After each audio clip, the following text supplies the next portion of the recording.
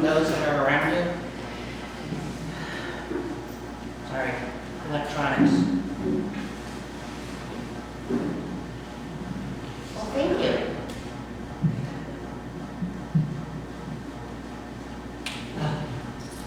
When I saw angels watching over me on the order of service, that wasn't the song I was thinking of.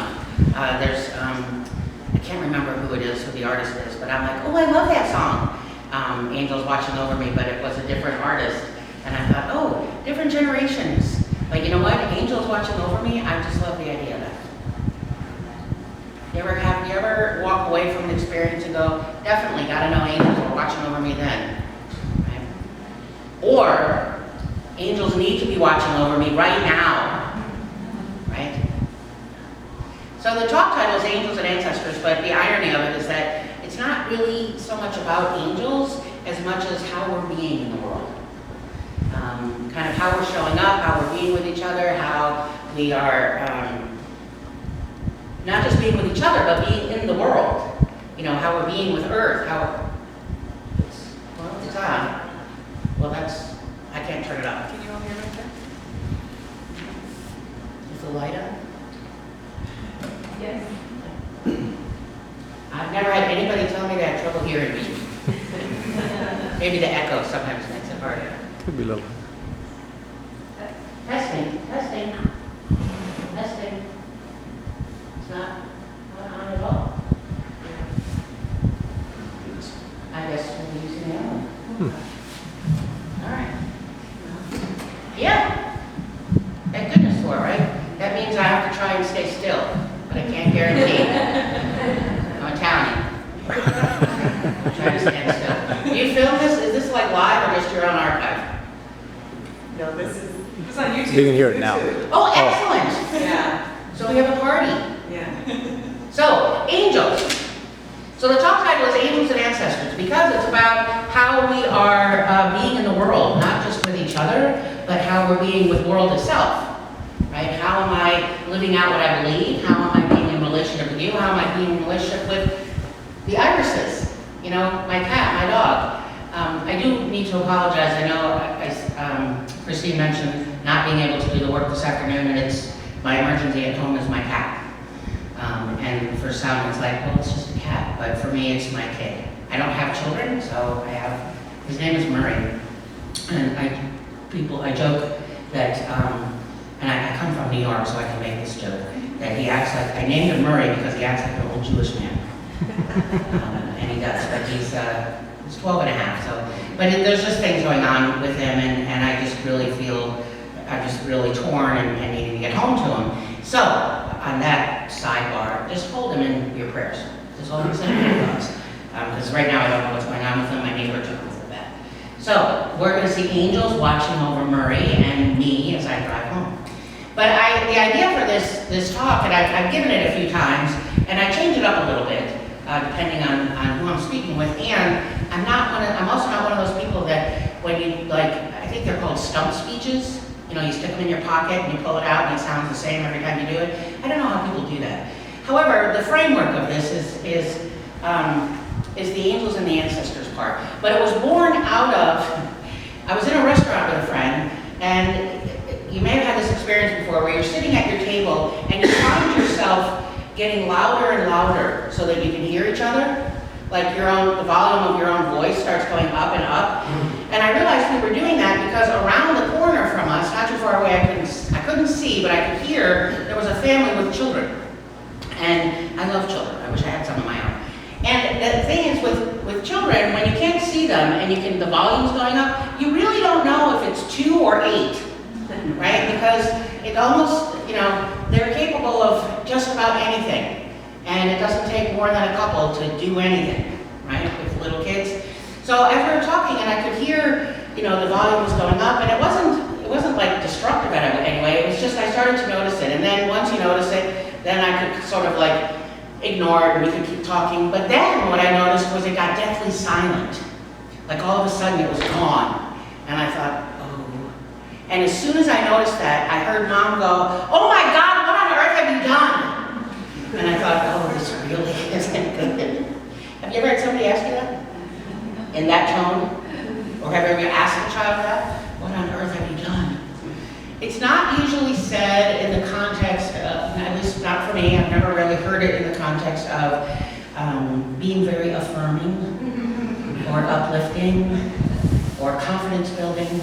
It's more of like there's something has gone on that is not good. So because I can't see them, I have no idea. I just know it got deathly silent. I heard mom go, "Oh my God, what on earth have you done?" And so I'm imagining, I don't know, and I don't even know how old the children are, but I don't know, they're dancing on the table, you know, one of them's taking their clothes off, or they spilled soda all over the waitress, or, you know, or the neighbor, the table, who knows, like, infinite possibilities, right? Because there's children involved, which is a great thing. It's our God quality of creativity and imagination. So I hear the mother say that, and then of course my mind went to the times that my mother asked me, and anytime my mother asked me that question, it was never a good answer. When she would say, "What on earth are you doing?" I'd be like, "What would you like me to say? You know, like, how would you like me to answer this? What answer is going to get me in the least amount of trouble?" Basically, was my way of doing it. And so as I'm sort of conjuring up all these possibilities that could be going on, I realized that it's actually a fabulous question if you turn it upside down, right? Because I've never heard it in a way that is, as I said, sort of inspiring and confidence building and empowering and, oh, my wonderful, you know, I've never heard it in that context. It's more about, you know, a little bit of guilt, maybe a little shame, or, you know, you're going to be grounded or something. So, when I turned it upside down and I thought, well, what on earth are you doing? I realized that it was a great question. Not to guilt ourselves, but to ask ourselves, so what on earth am I doing?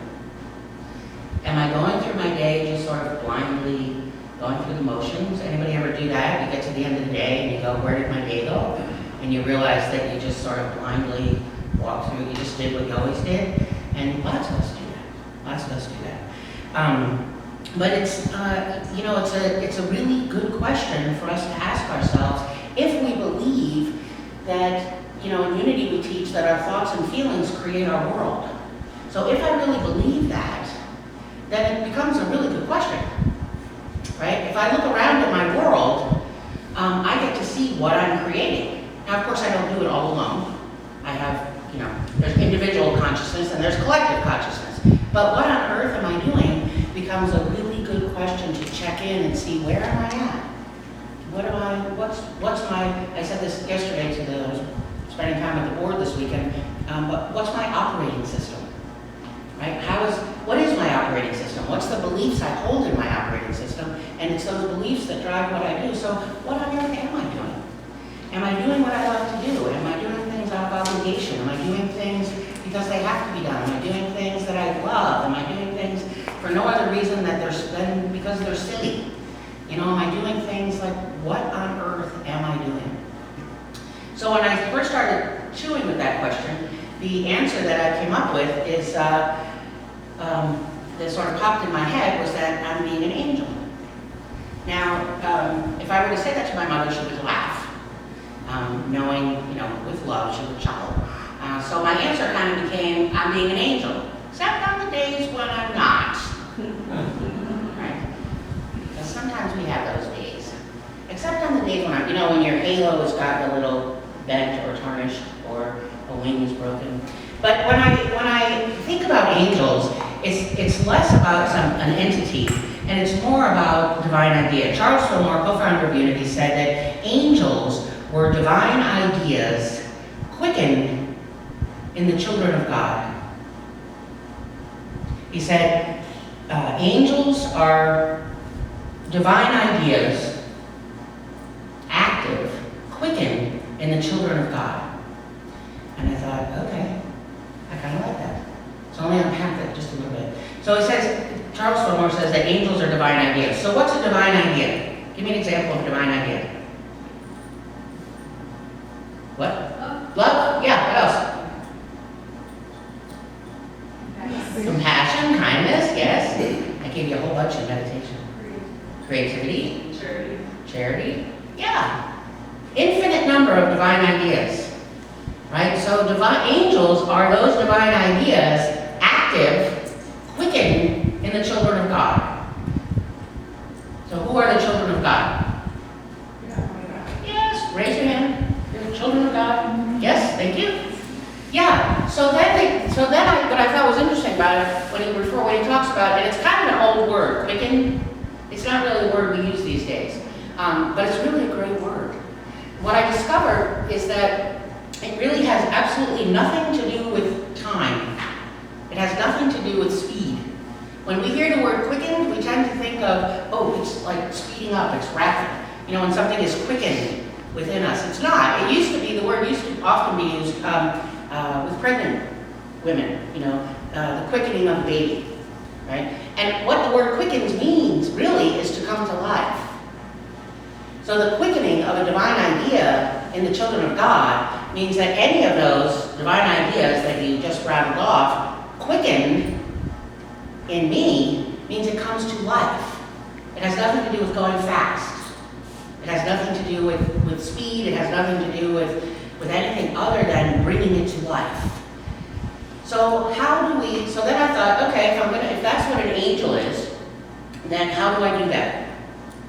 And I thought, well, first of all, I have to be slowed down long enough to actually hear, right? Be in prayer and be in meditation and connect with divine idea and connect with that quickening. And the irony was that in order to have that engage in quickening, I had to slow down.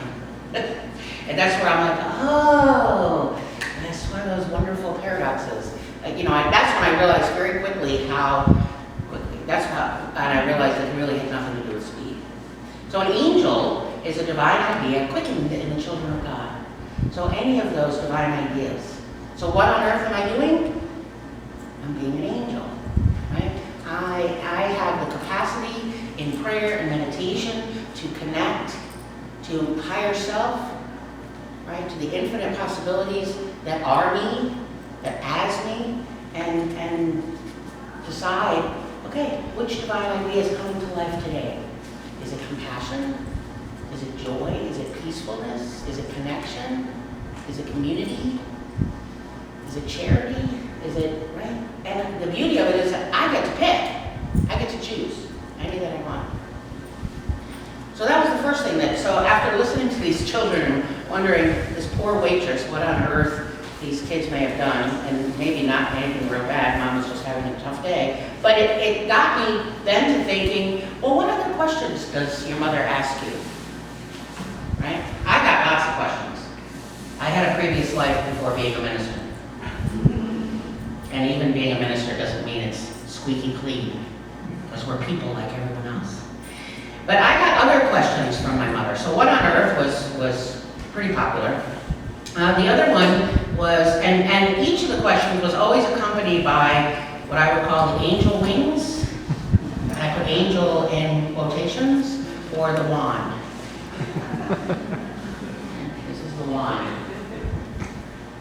So the other one that I realized that comes to life, so what on earth are you doing? The next one is and again, I never heard it in the context of how brilliant and fabulous and empowering and uplifting and any of those. I heard it as more of, okay, my mother's about to have an embolism and, I've sent her off the deep end. And the question is, what will you think of next? And it's always said with that bent sort of shape and exasperation coming out of the voice, what will you think of next? And I know that when she asked me of that, it was, I can't take any more of your creativity. I can't take any more of what you're doing. Well, I need you to stop thinking, right? So when mom would say, what will you think of next? Or when I've heard a parent say that to a child, what will you think of next? I imagine there's these mixed feelings inside that you're glorifying and praising, and what a fabulous, creative, joy-filled, active, zeal expressing child you have. And just stop for a moment, right? I need you to stop thinking of what you can creatively do next. And I'm pretty sure that's how my mother meant it. What will you think of next? So, but again, when you turn it on its head, it becomes one of those questions that is a very powerful question for us. What will you think of next? Because you get to think anything. We get to choose anything in the whole wide world. And sometimes what I think about is, when is my next peanut butter and jelly sandwich coming? Because I like it simple. And sometimes what I think is, I'm struggling, and what is it that I need to feel supported? Or sometimes what I'm thinking is, this person is struggling, going through grief. How can I be present to this person so they know I care? Like that's I can think that thought. I can also think thoughts, I don't think I can say these words in church, but you understand. Sometimes I think thoughts that are less than angelic, but that tells me where I'm at in my own, awareness of myself. That tells me where my operating system needs upgrading, right? When I'm thinking less than angelic thoughts, that if you just got off the road, stopped driving in front of me, my day would be much easier, right? Or people I'm working with, if you just did it my way, this would be much smoother. This would be much easier, and it would all be right. Because right is good, right? So what will I think of next? It's a very powerful question, because we get to decide. Remember I said earlier that in Unity we teach that through our thoughts and feelings, we create our world. So whatever I'm thinking of next is creating what world is coming. You know that it takes a date tree 80 years for the fruit to show up? Yeah, 80 years. So am I willing to plant a date tree knowing that I will never taste the fruits of that tree? That's kind of a simple way of looking at what will I think of next, right? There's a cathedral in Prague, St. Vitus. Took them 600 years to build. I know, 600 years. Talk about dedication, commitment, perseverance. So I gotta wonder, 600 years, 700 years ago, before it was started to be built, the architect or the prior or the abbey, before they start building this cathedral, they come together and just imagining this, knowing you will never see the end result, ever, knowing you will never see what's coming down the road, knowing you will never, and put yourself 600, 700 years ago in that culture, that context, knowing you will never stand in the house of God with stained glass windows singing the glory of God, and knowing that that was the center of your world back then, was this cathedral. So am I willing to do things today knowing I might never see the fruits of my labor? For me, that's when the question becomes most powerful. What will I think of next? And is what I'm thinking, which is going to create my world, am I willing to think things and even do things knowing I won't see the fruits of my labor? And yet am I still willing to do it? Because the truth is, there are days, once in a while, where I'm not. No, I'm tired of, I don't want to work that hard. I'm tired of self-reflecting. I don't want to learn any more about Kelly. I'm all set, right? I don't know about you, but I have those moments from time to time. I haven't ascended yet. So what will I think of next? And is what I'm thinking coming from a consciousness of wisdom and compassion? Now I'm being the ancestor piece. The title was Angels and Ancestors. So I'm somebody's ancestor. Just because I don't have children doesn't mean I'm not going to be somewhere down the road. I'm somebody's ancestor, right? Seven greats aunt kind of thing. What kind of world are they going to be in, and what was my contribution, right? So what will I think of next? Because what I think of next puts me, is going to decide what ancestor I'm being. It's going to decide the world that I'm creating. So what am I willing to do? Am I willing to do it? My big question is, am I willing to do it knowing I won't see the outcome? Sometimes we have this thing in Unity that what we think is going to, like magical thinking, ta-da, just shows up right away. No. It's work, right? It's building consciousness. It's doing our work over and over. It's repeatedly being the divine idea of compassion, right? The divine idea of connection, over and over and over. So I ask myself, what will I think of next? And am I willing to do that from a consciousness of wisdom and compassion, knowing I won't see the results of my labor? I might, but I know there's things I won't. One more question from Mom. Dad, love, although I know she loves me, but not said with much up. Want to take a stab? What were you thinking? Close. That's similar to what on earth have you done? Right? It's very often said with the wand, more than the wings, but with the wand. Who do you think you are? Oh yeah. Who do you think you are? And that one always got me in trouble because I always had an answer and it wasn't a very good answer. Certainly not an answer that she wanted to hear. So who do you think you are? Who do you think you are? You don't have to answer it right now. But it's a good question. If you don't have clarity, then get some. Who do you think you are? And there's lots of ways to kind of go down that road, to investigate that, to take that on, to learn more about who I think I am. Look at your world around you, it will tell you who you think you are. Look at your relationships, it will tell you who you think you are. If you can answer the first two questions, what on earth are you doing, what will you think of next, that question will get answered for you. If you look around at what you think and what you do and how you feel, it answers for you who you think you are. And if what the thinking is who you think you are, that operating system, is not exactly the way you'd like it to be, well, yay, we get to upgrade our operating system. So what on earth are you doing? What will you think of next? And who do you think you are? Well, who I think I am, and here's my affirmation for you, is I'm an angel and an ancestor creating a world that works for all. I'm an angel and an ancestor creating a world that works for all. Want to say that with me? Together? I'm an angel and an ancestor creating a world that works for all. One more time. Together? I'm an angel and an ancestor creating a world that works for all.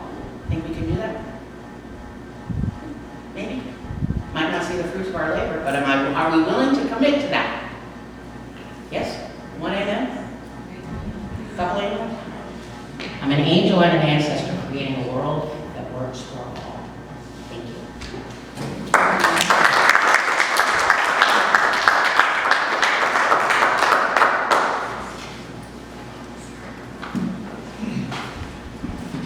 Thank you, Reverend Kelly. Your talk reminds me of my license plate, my bumper sticker, not license plate. It says, it's a Chinese proverb that says, one generation plants the trees, the next gets the shade. What's that again? One generation plants the trees, the next gets the shade. Yes. It's been on my pickup for like 17 years. Anyway, I just wanted to take this time to give a quick, brief board report. First of all, thanking Reverend Kelly so much for her time here this weekend, giving us an outstanding board training that started Friday night. It was all day yesterday. And so she's provided us with a lot of great information and direction. And it's so important as we continue to further our alignment with Unity World Alliance principles and operating procedures. So it's incredibly enlightening, and we have much to do, and so we're very grateful. And so with that and all the changes, we're going to affirm, and please hold this affirmation in your consciousness with us, for the board and for us all. We're going to affirm that we are moving through change efficiently, effectively, with sustainable results. We're moving through change efficiently, effectively, and with sustainable results. Also, more good news, we now have a treasurer.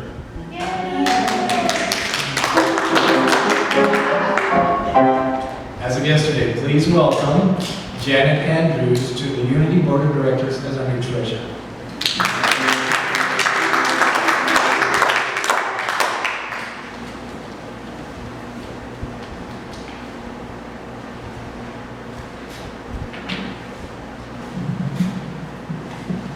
And on behalf of all of us, I'd like to thank our board for all that they do and all that they constantly do in keeping our good and our best in their minds and in their hearts. So thank you. Thank you so much.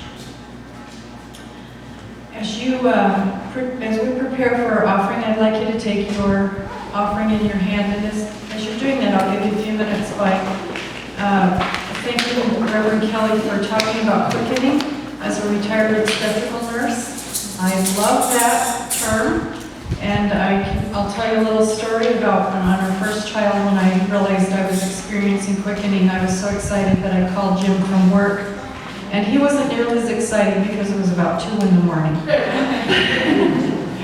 Anyway, let's go ahead and hold your offering in your hand.